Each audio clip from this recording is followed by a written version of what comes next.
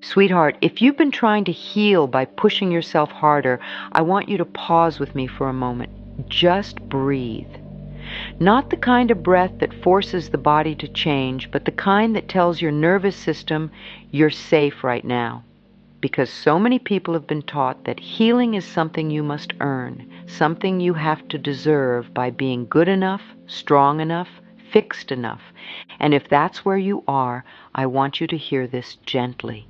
You are not broken. You are not behind. You are not failing at life. Sometimes you're simply tired.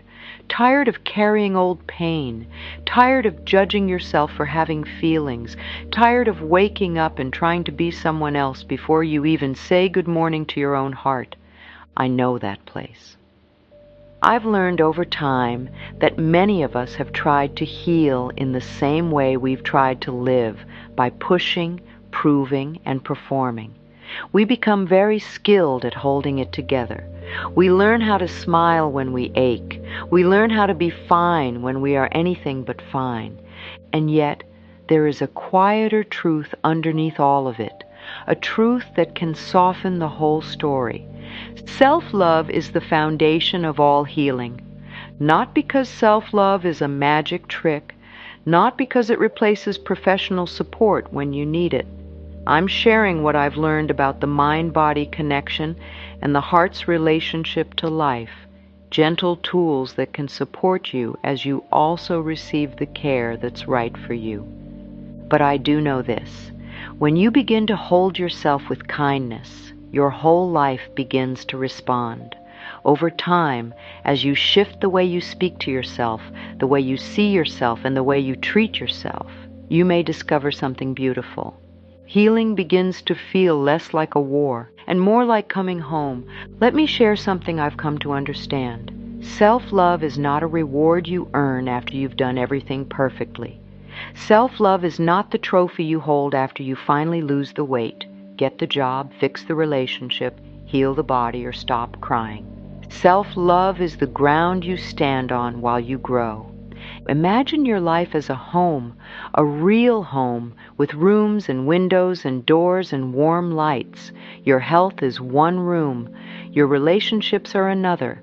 Your work, your creativity, your peace of mind. So many rooms. And what is beneath all of those rooms? A foundation. If the foundation is cracked by self-hatred, if it's weakened by shame, if it's constantly shaking under the heavy footsteps of I'm not enough, then everything built upon it feels unstable. You can paint the walls. You can rearrange the furniture. You can try new habits and new routines, and those things may help. But the foundation still matters. And sweetheart, you can rebuild the foundation. You can lay new stones. You can pour a new base, one loving choice at a time. Self-love is not selfish. Self-love is self-respect. Self-love is emotional safety. Self-love is saying, I will not abandon myself. And that is the beginning of healing. I've learned that the world often teaches us to motivate ourselves with harshness. We think if we're strict enough, critical enough, demanding enough, we will finally become worthy. But the heart doesn't bloom under punishment. A garden does not open its flowers because you yelled at it. A seed does not sprout because you called it lazy. The soil must be kind, and you, dear one, are the soil. Practical application, very simple. Today, choose one moment, just one, where you treat yourself the way you would treat a beloved child. Maybe it's the moment you make your tea or coffee. Maybe it's when you look in the mirror. Maybe it's when you make a mistake. In that moment, practice a new sentence, a kinder sentence, and say, I am learning. Say, I am doing my best.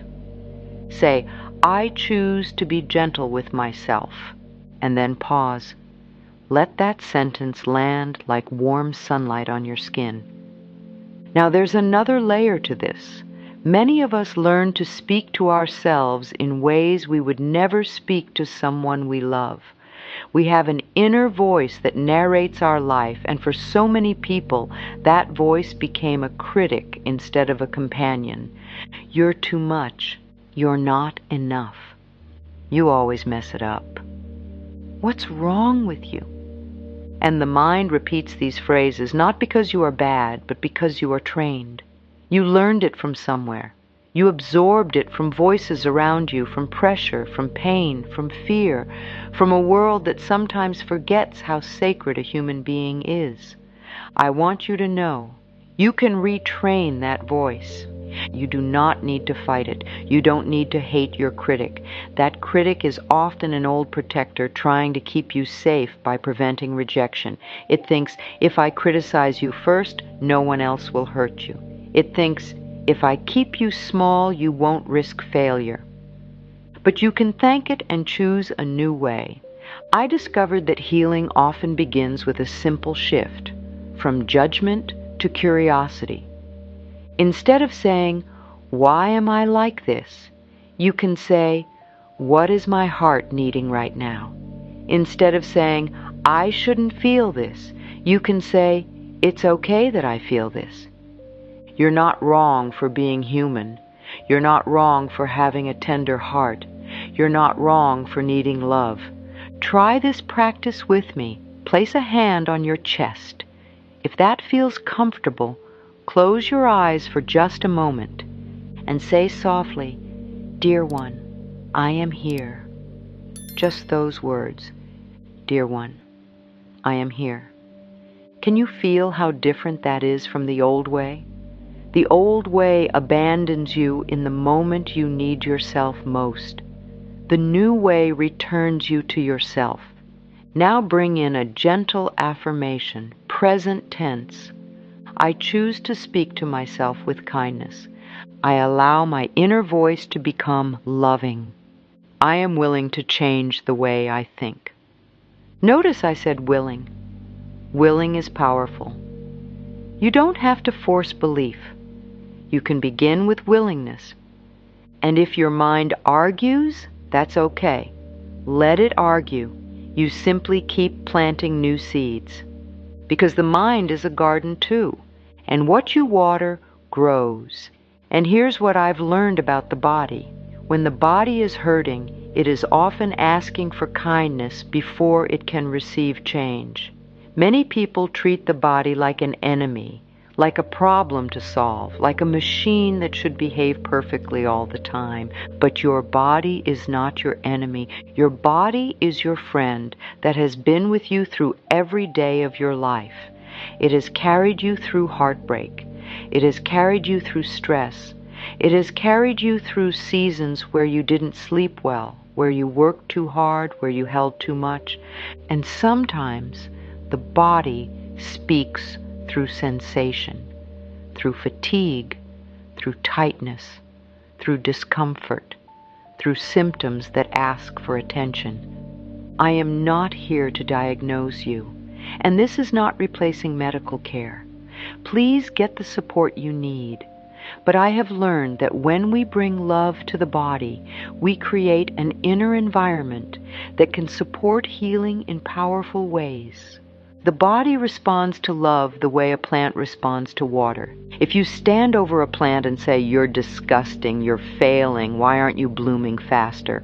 The plant doesn't open, it withers under the energy. But if you water it, if you place it in sunlight, if you touch the soil with care, it has a better chance to thrive. Sweetheart, you deserve that kind of care. One of the most tender practices I know is to thank your body for what it is already doing, not what it should do, not what you wish it did, what it is doing today. In the shower, let the water be a blessing. Let it be a river washing away old harshness. And as the water moves, speak to your body like a friend. Thank you for carrying me. Thank you for breathing for me. Thank you for getting me through today. I choose to love you even as we heal. Sometimes people say, but I don't love my body. That's okay. Start where you are. You can begin with neutrality. I am willing to be kind to my body. I am learning to respect my body. I am open to peace with my body. And then pause. Let the body hear you. It's listening. Your cells are listening. And over time, as you change the conversation inside, you may notice your relationship with your body softening. And that softness can be a doorway. Now let me share something beautiful. Forgiveness is not saying what happened was okay.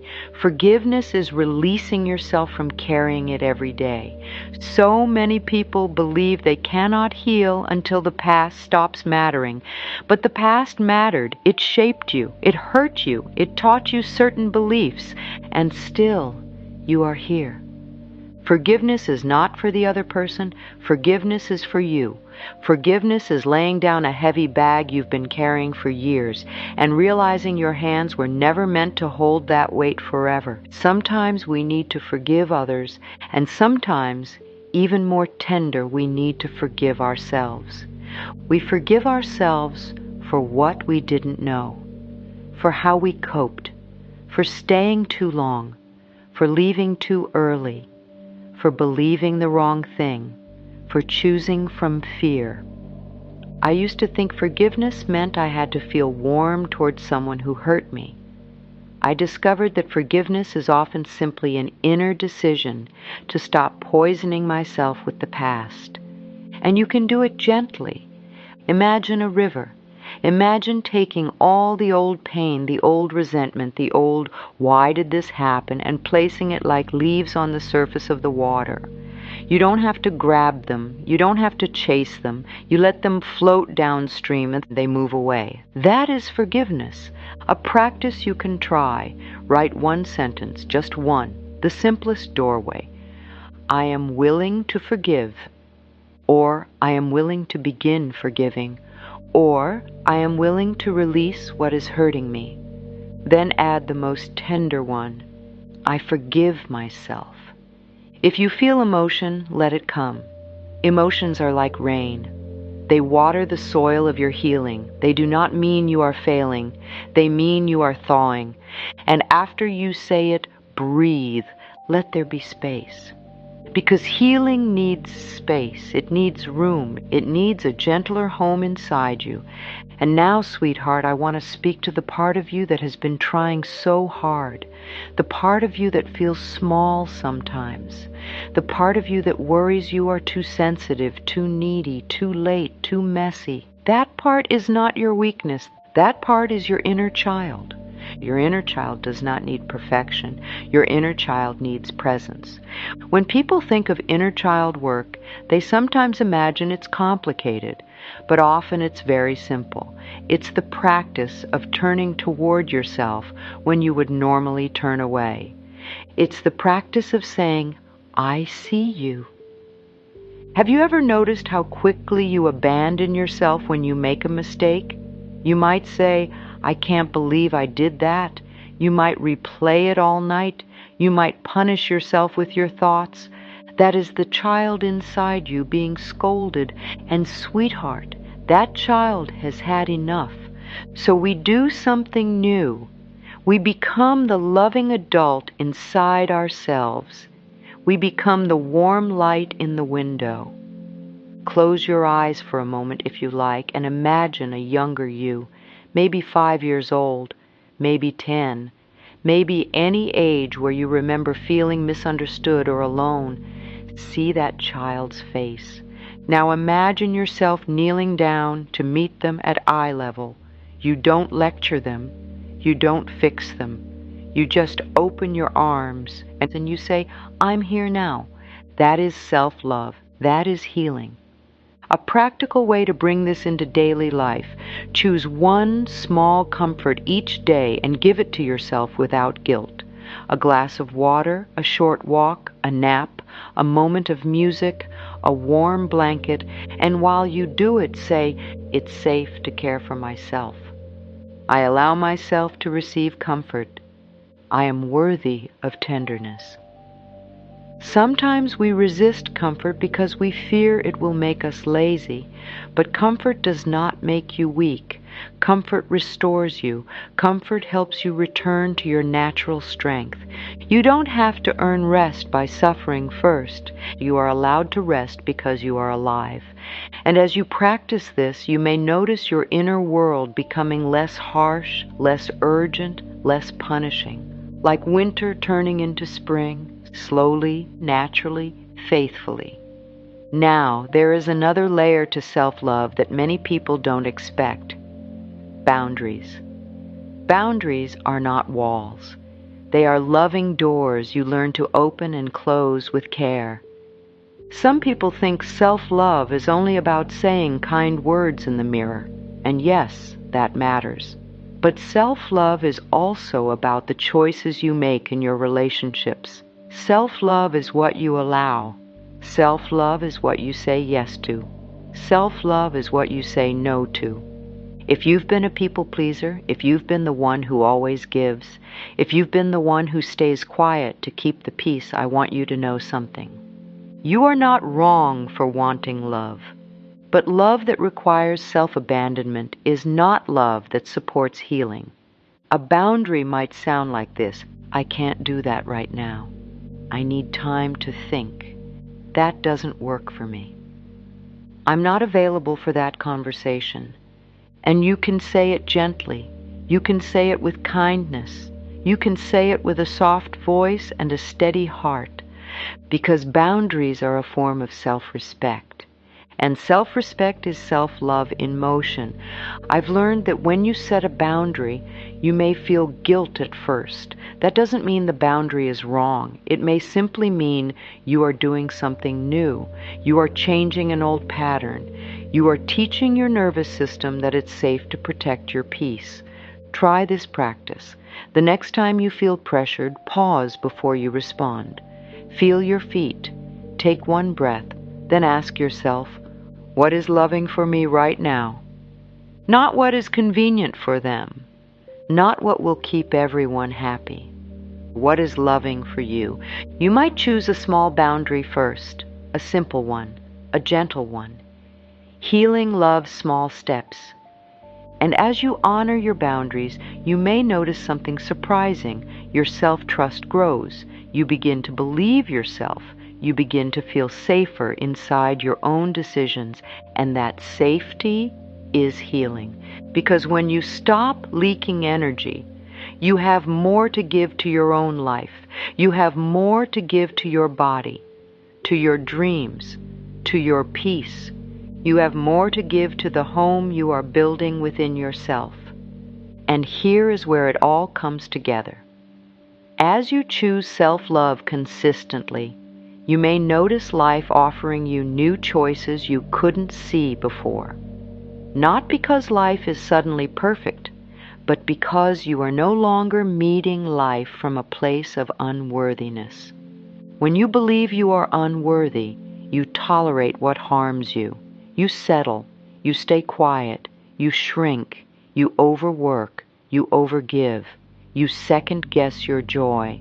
But when you begin to love yourself, even a little, you begin to respond differently. You take better care of your body, you speak up sooner, you rest without so much guilt, you ask for help, you stop begging for crumbs of love. And that changes everything. This is why I say self-love is the foundation of all healing, because healing is not only what happens in your tissues or your thoughts. Healing is what happens in your choices, your relationships, your inner safety, your willingness to stay with yourself. Self-love is the moment you notice you're spiraling, and instead of attacking yourself, you place a hand on your heart and say, I'm here. Self-love is the moment you make a mistake, and instead of punishing yourself, you say, I am learning. Self-love is the moment you feel pain, and instead of fearing it, you breathe and ask, what do you need from me, sweetheart? And with practice, those moments become a new way of living. Now let's weave in an anchor phrase, one that you can return to like a warm home whenever you forget. Here it is. I come home to love. Say it softly. I come home to love. When you wake up, I come home to love. When you're anxious, I come home to love. When you feel alone, I come home to love. When you're healing, I come home to love. Because love is not somewhere outside you. Love is not something you chase. Love is what you practice inside. And if you slip back into old patterns, that's okay. That's not failure. That's just the mind returning to what it learned. And you can gently guide it back again and again, like guiding a child back to bed. No shame, no harshness, just love. Now, sweetheart, let's bring everything into a simple daily practice you can actually live with. Not a complicated routine, not a perfect program. A gentle rhythm that supports your healing over time. In the morning, before you touch your phone, before you review your worries, before you enter the world, take one breath and say, I choose love today. Then add, I choose to be on my own side. That one sentence can change your whole day. During the day, when you notice self-criticism, don't fight it. Just pause and soften it. Ask, would I say this to someone I love? If the answer is no, choose a kinder sentence. I am doing my best. I allow myself to learn. I can handle this one step at a time. And at night, as you lay down, place your hand on your heart and say, thank you for getting me through today. I forgive myself for anything I didn't do perfectly. I allow myself to rest. Rest is healing. Kindness is healing. Gentleness is healing. And if you want a simple affirmation set to carry with you, let it be this. I am worthy of love. I am willing to heal. I come home to love. Say it once, then again. Not as a demand, as a lullaby, as a prayer, as a new foundation being poured beneath your life. And now we close, not with pressure, but with peace. Let's return to the simplest truth. You are worthy of love right now, exactly as you are. Not later. Not after you fix everything. Not after you become someone else. Right now, I want you to imagine that home within you again. The rooms, the windows, the doors. And now imagine the foundation beneath it growing stronger with every loving thought you choose. Steady, secure, quietly powerful. This is what self-love does. It steadies you, it softens you, it strengthens you. And as you practice it, you may discover that healing is not a distant mountain you must climb alone. Healing can be a path you walk with yourself, hand in hand, one gentle step at a time. So let's end with a final moment together. Breathe in and say, I choose to love myself. I allow myself to heal. I am willing to see myself with compassion. I come home to love. Dear one, you don't have to do this perfectly. You only have to do it kindly. And if today all you can manage is one gentle thought, one softer sentence, one moment of not abandoning yourself, then that is healing. That is the foundation. That is love. And love, sweetheart, is always a good beginning.